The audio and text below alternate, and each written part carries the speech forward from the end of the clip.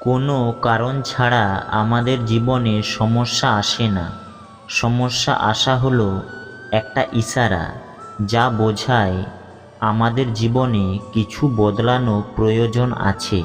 শ্রীকৃষ্ণ বলেছেন, ওই স্বপ্নগুলো পূরণ হয় না যা ঘুমিয়ে ঘুমিয়ে দেখা হয়, সেই স্বপ্নগুলো পূরণ হয় যার জন্য আপনি ঘুমোনোই ছেড়ে দেবেন।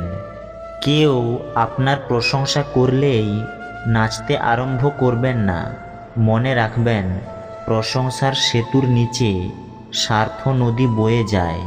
ঝাঁটা যতক্ষণ বাঁধা থাকে ততক্ষণই সে আবর্জনা পরিষ্কার করতে পারে।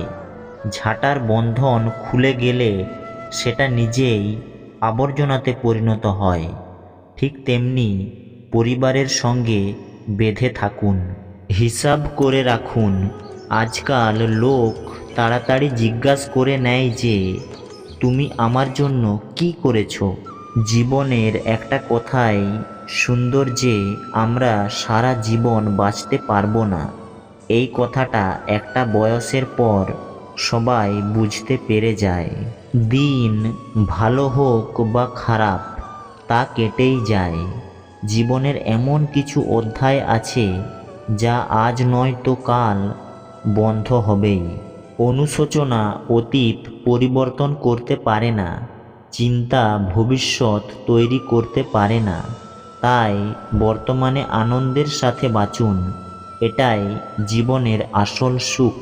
আমাদের প্রতিটা সম্পর্কে সময় দেওয়া উচিত, কারণ কে জানে কালকে সময় থাকলেও সম্পর্কগুলো থাকবে কিনা। স্বার্থ ছেড়ে দিন, তাহলে শরীরের উপকার হবে। বিবাদ ছেড়ে দিন, তাহলে সম্পর্কে উপকার হবে।